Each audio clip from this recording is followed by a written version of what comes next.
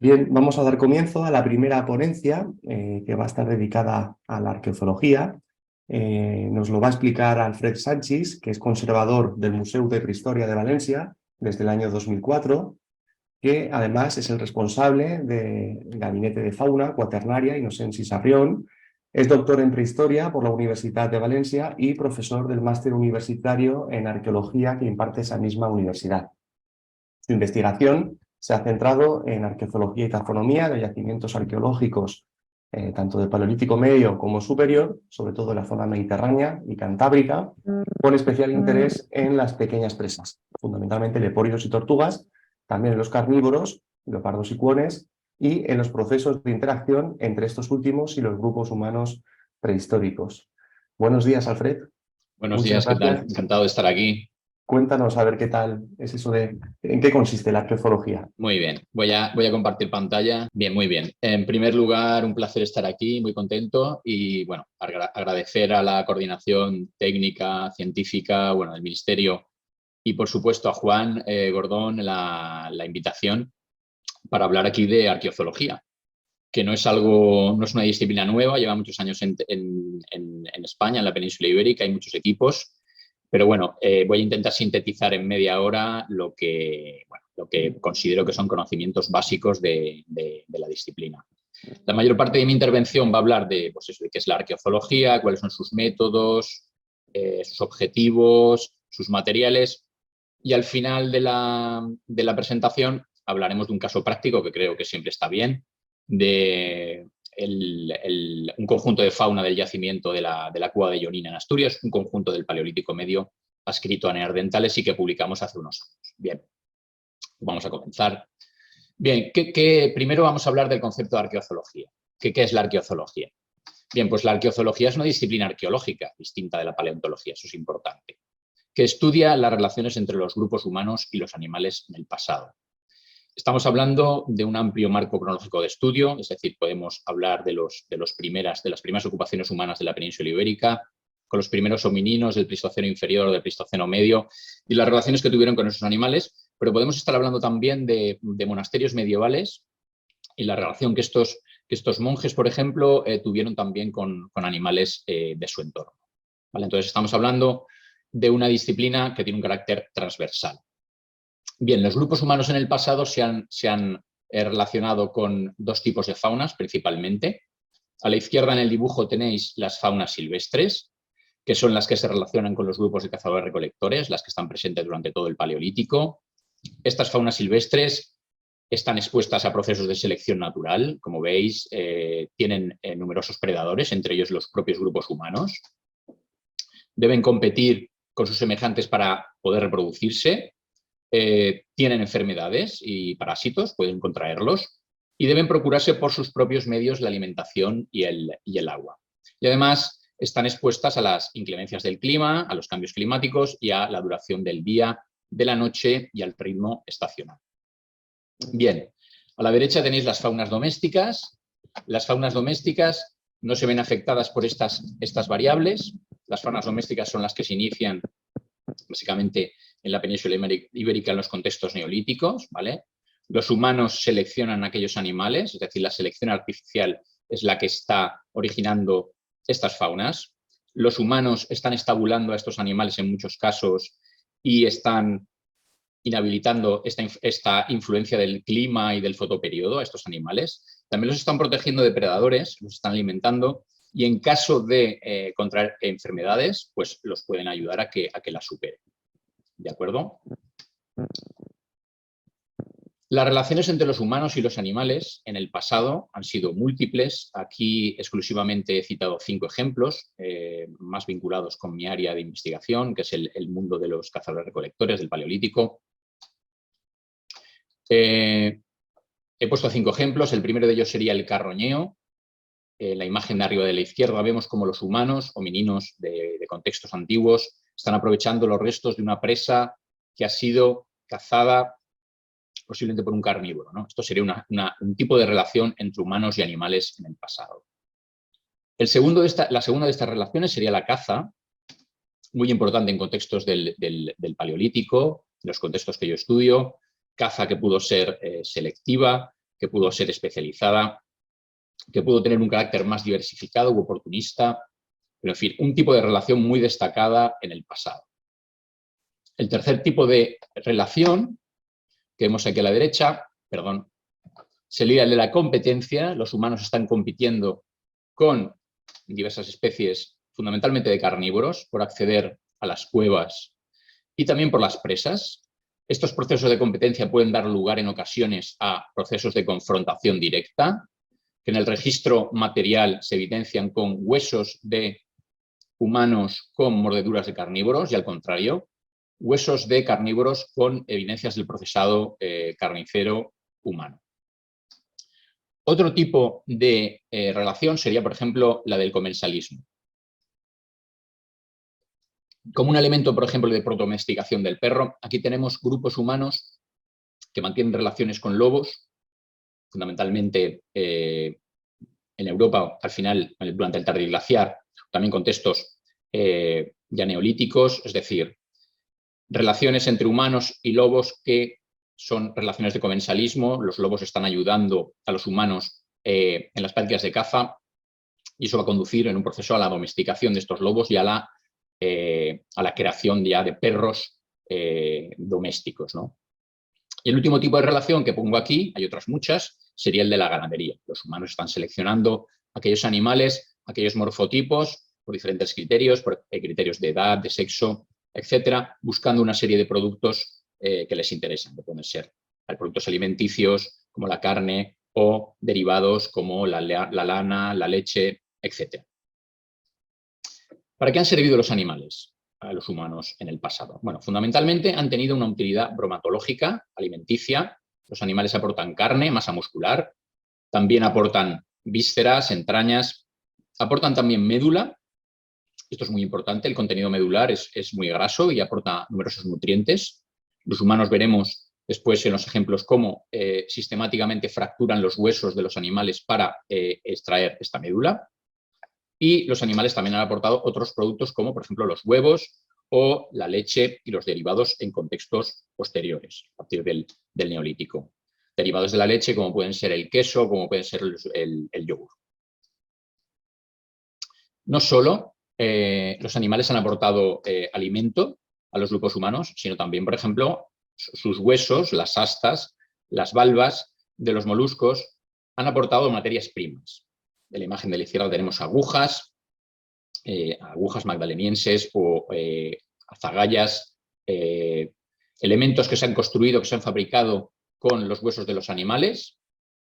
En el ejemplo del medio tenemos astas de ciervo empleadas como percutores en la talla lítica y en el ejemplo de la derecha una valva y un pectínido perforada que se puede relacionar ya con un uso simbólico o también con un uso más funcional, un uso ornamental.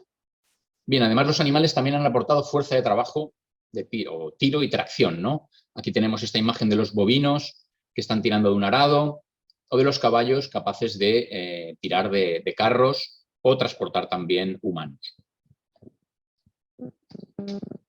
Además también los animales pueden mantener relaciones de tipo ritual, funeraria, social, de protección y compañía. Son muy interesantes los depósitos de perros, de cánidos, que aparecen en algunos yacimientos, fundamentalmente de la Edad del Bronce en España.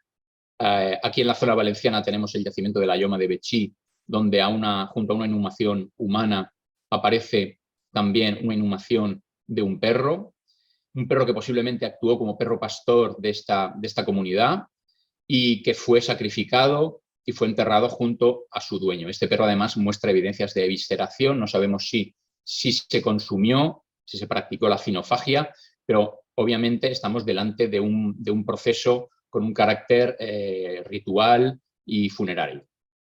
Y los animales también han ocupado la esfera social, la esfera simbólica. Aquí tenemos la imagen del guerrer de Moixent, de la célebre estatuilla de época ibérica, que además es el símbolo del museo en el que trabajo y pone en manifiesto la importancia de los animales en la cultura ibérica. Bien, la investigación arqueozoológica nos puede aportar numerosas informaciones. Aquí he hecho una selección de aquellas cuestiones que pienso que son básicas. Hay más, me he dejado cosas en el tintero, pero bueno. La investigación arqueozoológica nos permite aportar información subsistencial, económica. Podemos hablar de los modelos de explotación del territorio y de las faunas, explicar si la caza de estos animales, fundamentalmente con animales silvestres, ha sido oportunista, si en cambio ha sido generalista o más diversificada, o si se han puesto de manifiesto técnicas más especializadas.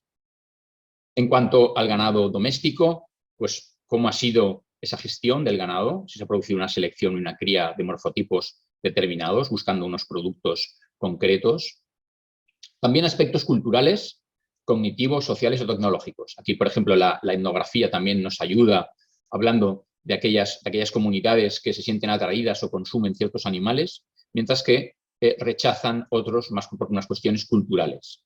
También ciertos elementos como la capacidad el tamaño de los animales, animales grandes, animales pequeños, animales que se mueven rápido, animales que se mueven lento, han sido también utilizados en diversos debates para hablar de las capacidades cognitivas o tecnológicas de homininos, por ejemplo, del linaje neandertal. Bien, también nos pueden aportar información sobre las características y la funcionalidad de las ocupaciones humanas, aportando datos estacionales, también aportando datos del procesado, a través del procesado y primario y secundario de los animales, nos puede explicar el uso espacial de algunos yacimientos. También nos puede aportar información demográfica. Perdón. Por ejemplo, en algunas ocasiones la sobreexplotación de ciertas faunas o los cambios de tamaño en estas faunas pueden estar relacionadas con un aumento demográfico de los grupos humanos. Obviamente, la información paleoambiental y cronológica también es importante, no solo con los pequeños mamíferos, con los micromamíferos, roedores, insectívoros, quirópteros, muy sensibles a los cambios de temperatura, de humedad y de aridez, cambios climáticos, que aportan fundamentalmente información paleoambiental, pero también cronoestratigráfica. No solo los micromamíferos, también los animales grandes, que se pueden vincular a fases rigurosas, como por ejemplo el rinoceronte lanudo, el reno, el glotón, el zorro ártico u otros que se relacionan fundamentalmente con momentos benignos, templados, como por ejemplo el del último interglaciar hace unos 120.000 años, donde destaca la aparición de hipopótamos, de elefantes y el desarrollo más importante de taxones de pequeño tamaño como la tortuga mediterránea. Bien, en los últimos años ha habido un desarrollo de los análisis biogeoquímicos, se han puesto en marcha los análisis de ADN aplicados a la arqueozoología. Con ellos hemos podido identificar restos de difícil determinación a través de estos análisis de ADN, también el sexo de los animales, la filogenia o el carácter, las características genéticas de las poblaciones. Aquí es que siempre hay un problema de conservación del muestreo, que hay un suficiente colágeno conservado. También los análisis de isótopos y de desgaste dental nos aportan información sobre la movilidad y la alimentación de los animales o sobre su estacionalidad, el momento en que se ocupan los yacimientos arqueológicos. Bien, ¿cuáles son los materiales de estudio de la arqueozoología? En el caso de los vertebrados, fundamentalmente por cuestiones de conservación y de estructura, son los huesos, son los dientes, son las astas. Normalmente en los conjuntos arqueológicos estos elementos aparecen fragmentados por diversas causas. También lo son los coprolitos. Los coprolitos son las heces de ciertos animales, fundamentalmente carnívoros durófagos que consumen hueso, como las hienas, como algunos cánidos. Y estos coprolitos estas heces llegan a fosilizar y convertirse en coprolitos, y también las encontramos en los yacimientos arqueológicos. Al mismo tiempo, también las egagrópilas, que son las deyecciones de las aves rapaces, después de ingerir las presas más o menos completas, regurgitan aquellos elementos que no pueden digerir, como son los huesos y el pelo. Su disgregación también en los niveles arqueológicos, pues bueno, nos aporta material de estudio. Y en el caso de los invertebrados, pues bueno, valvas de bivalvos, exoesqueletos de gasterópodos, élitros de escarabajos, pinzas de crustáceos, es decir, son numerosos los materiales de estudio de la arqueozoología. Aquí cabe también hablar de subdisciplinas arqueozoológicas, como son la macrofauna. Aquellos estudiosos o estudiosas de la macrofauna, bueno, estudian los animales a partir de 1 kilogramo de peso, intentando obtener información fundamentalmente económica o subsistencial, aunque no es la única. Las especialistas en microfauna estudian roedores, quirópteros, insectívoros fundamentalmente a través de una perspectiva paleoambiental y cronoestratigráfica, aunque también son importantes los estudios taxonómicos. La especialista en avifauna es la que estudia las aves, la especialista en ictiofauna se encarga de los peces y el especialista en herpetofauna es el que estudia anfibios y reptiles.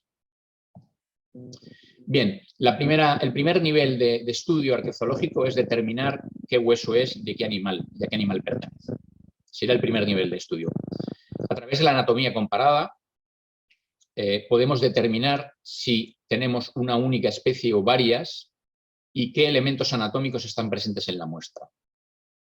Se aconseja el uso de colecciones de referencia. Cualquier museo, cualquier centro de investigación, por ejemplo, en el Museo de Prehistoria en el que trabajo tenemos un gabinete de fauna cuaternaria con importantes colecciones de material actual, material recuperado en parques de animales, en zoológicos, recuperados, pertenecientes a diferentes edades y sexos, se utilizan como elemento de referencia a la hora de identificar el material arqueológico, que por otro lado está muy fragmentado. De una forma secundaria también se pueden utilizar manuales, algunos de ellos muy especializados en algunas áreas o en algunas cuestiones concretas, y lo más importante de todo también es contar con una amplia experiencia que haga que aquellas determinaciones sobre los conjuntos sean lo más razonables, lo más verídicas posibles.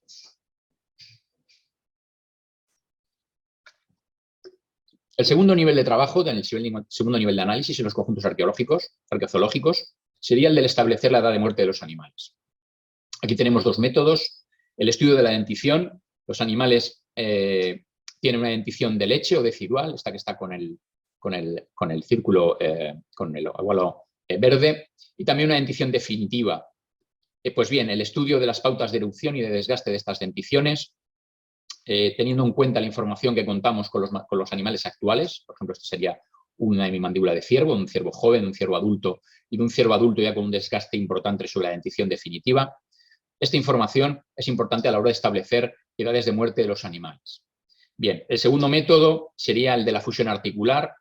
También contamos con la información de cuándo se fusionan las partes articulares a las diáfisis y esta información es importante a la hora de establecer pautas de estacionalidad de los animales en las cuevas, si los humanos los han cazado de forma selectiva, si ha habido un sacrificio del ganado relacionado con unos sexos con unas edades determinadas, encaminado a obtener una serie de productos o no, o buscando la reproducción de ciertos ejemplares, etc.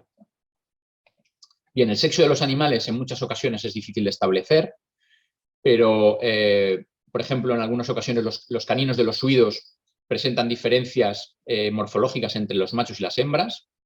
También los cérvidos presentan astas, los machos y las hembras no. O los carnívoros algunos carnívoros presentan báculo, el hueso que sostiene el pene, y las hembras no lo tienen. También se pueden obtener diferencias de tamaño en los huesos en general relacionadas con el dimorfismo sexual. Por lo general, los machos son más grandes que en las hembras, los mamíferos son más grandes que las hembras. Y eso tiene un inconveniente, es que tenemos que contar con muestras suficientemente amplias y en el caso de los materiales arqueológicos normalmente parecen muy fragmentados y es difícil establecer diferencias de tamaño en este sentido. Digamos que la información que obtenemos del sexo de los animales es una información que básicamente complementa a la información de la edad. Nos aporta información sobre la estructura de la población animal, la sex ratio o la gestión del ganado. Bien, llegados a este punto, siguiente nivel de análisis sería el que nos determinaría quién es el agente o los agentes que han originado la acumulación de los restos de fauna. Porque no solo los humanos, y esto es importante, tienen la capacidad de acumular restos de fauna en los yacimientos. También la tienen otros agentes y procesos. Bien, ¿quién acumula o altera los restos?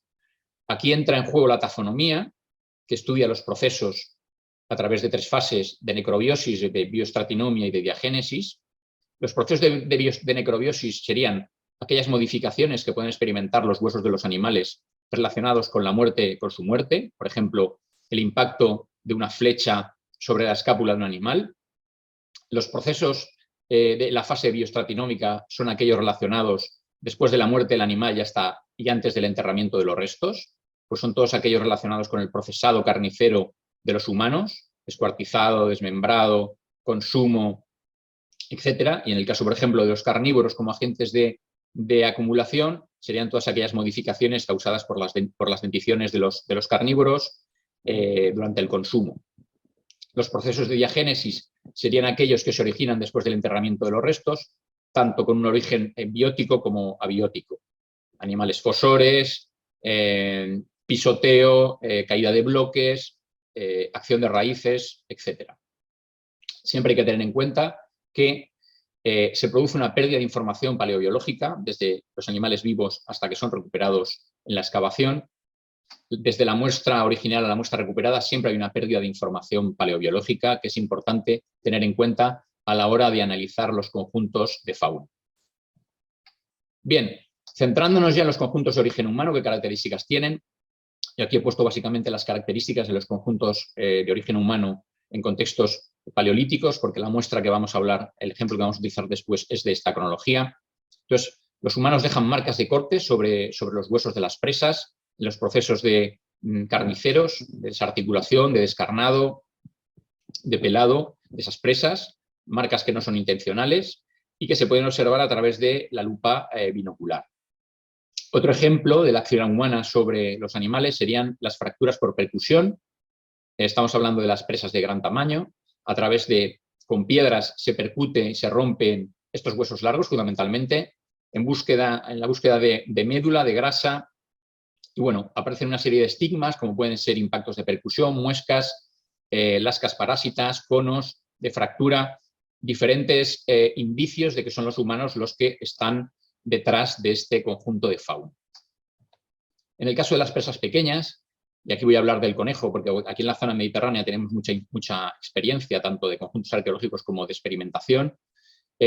Las fracturas de los huesos largos para obtener la médula, de los huesos largos del conejo, del húmero, del fémur y de la tibia, se producen a través de la mordedura humana y se acaba la fractura a través de la flexión. Esto origina cilindros de diáfisis, partes articulares, que en ocasiones también muestran muescas de esos dientes humanos. Otro tipo de modificaciones serían las marcas de fuego durante las técnicas culinarias de preparación, aquellas partes de los huesos que no tienen carne encima, que no pueden ser, que no las conserva, que no las libra del fuego, pues estas zonas pues, se pueden ver afectadas por la acción del fuego. Sería otro indicio más del carácter humano antrópico de estos conjuntos.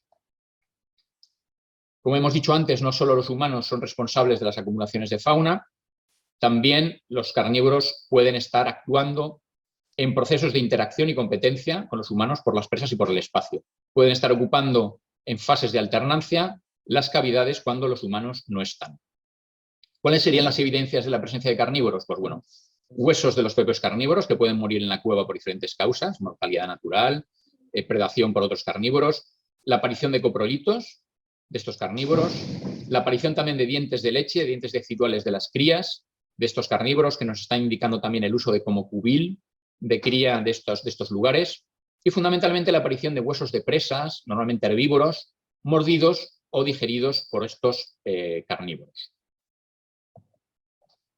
Bien, también las aves rapaces, fundamentalmente relacionadas con pequeñas presas, en este caso he puesto el ejemplo del conejo, que conocemos bien en el área mediterránea, pueden también estar ocupando las cavidades en alternancia a la presencia de carnívoros o de grupos humanos, también en fases de posible coexistencia, porque si ocupan zonas como posaderos o nidos en las paredes a muchos metros de distancia de las ocupaciones de humanos o de carnívoros, puede existir cierta coexistencia y pueden haber aportes de unos y otros.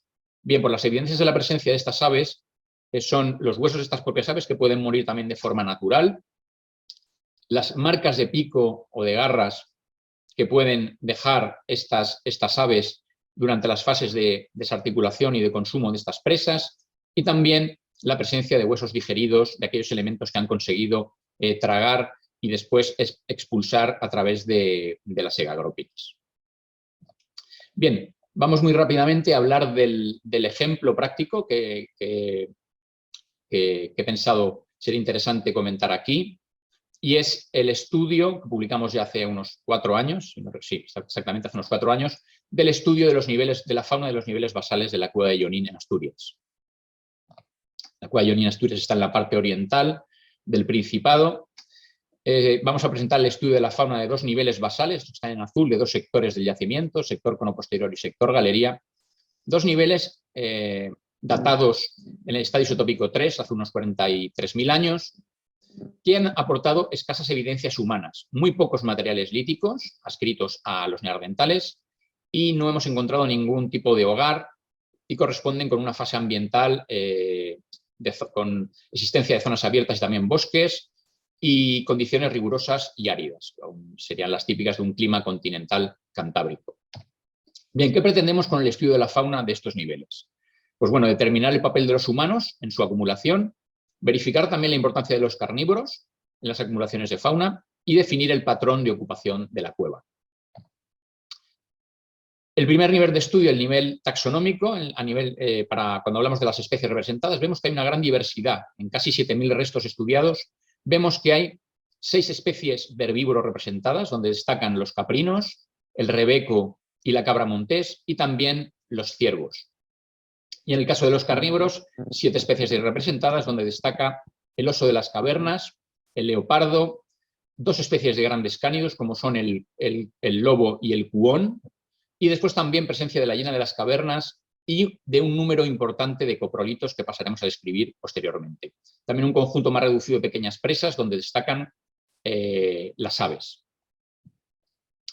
Bien, el estudio de las edades de muerte de estas especies nos determina que en el caso de los 11 individuos de ciervo predominan los adultos, en el caso de los caprinos aparecen tanto jóvenes como adultos, y en el caso de los carnívoros hemos elegido el oso porque es el que tiene más individuos representados, un perfil muy heterogéneo con presencia tanto de muy jóvenes como de adultos como de individuos seniles o viejos. Los perfiles anatómicos de representación, en el caso de los herbívoros, lo que tenemos arriba, nos hablan de una representación de todos los elementos anatómicos, con lo cual podemos pensar que estos animales han sido transportados a la cavidad de forma completa.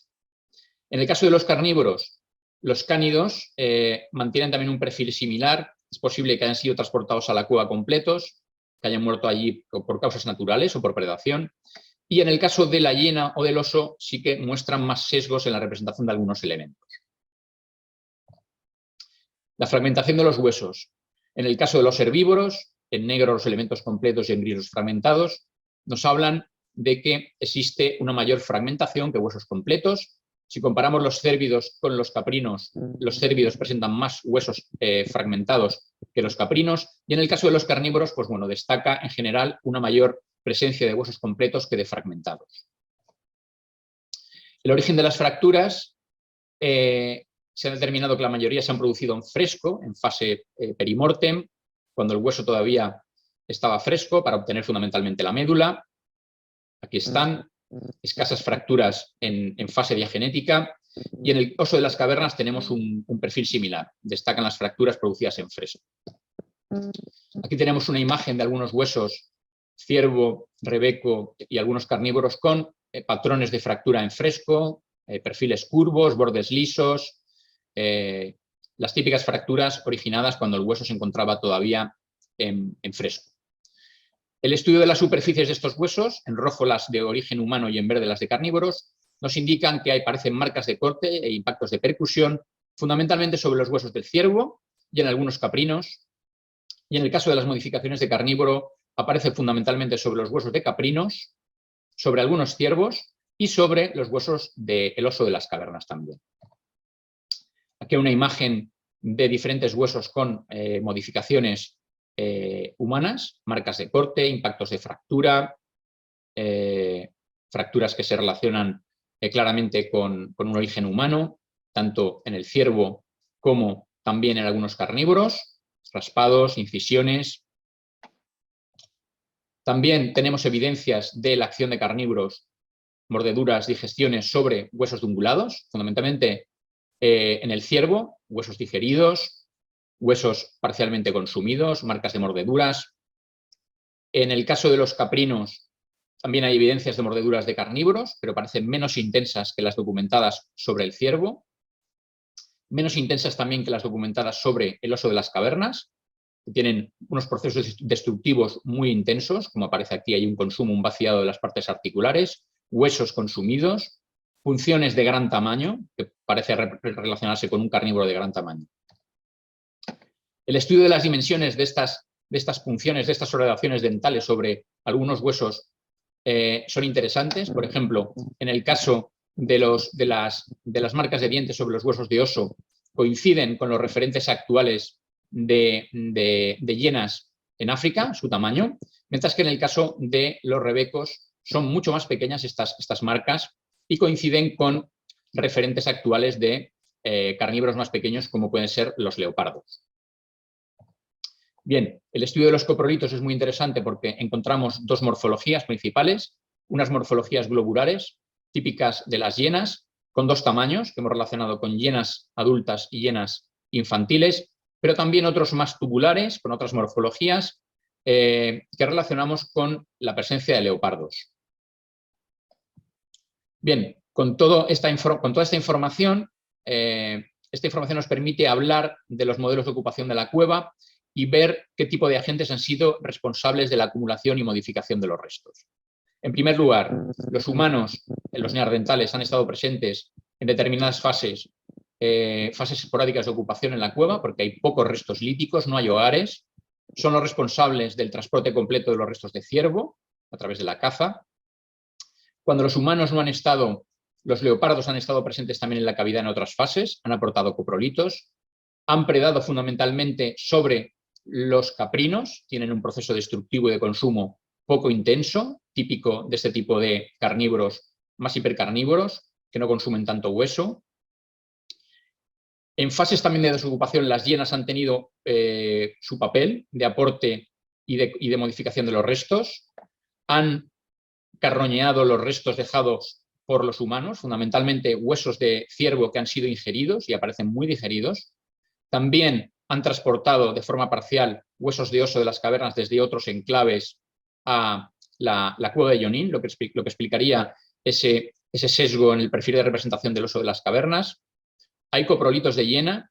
No sabemos hasta qué punto la cueva se utilizó como un cubil de cría, pero bueno, tenemos coprolitos de pequeño tamaño. Es muy posible que también se utilizara. Y por último, también tenemos una acción confirmada de grandes cánidos, posiblemente también de pequeños cánidos como también el zorro, del lobo, del cuón y después del zorro, que posiblemente estuvieron actuando con actividades de transporte parcial de algunos elementos de presas o también realizando actividades de carroñeo sobre algunas de las presas dejadas por otros agentes. Y nada más, con esto acabo mi presentación. Quería recordaros que en el Museo de Prehistoria de Valencia organizamos unas jornadas de arqueozoología donde estudiamos los restos de animales en contextos arqueológicos. Ya llevamos seis ediciones y hemos publicado las 5 primeras. Os invitamos a participar en las próximas. Aquí tenéis mi email, tenéis también la web del museo donde podéis descargar de forma gratuita estas publicaciones. Y nada más, muchas gracias.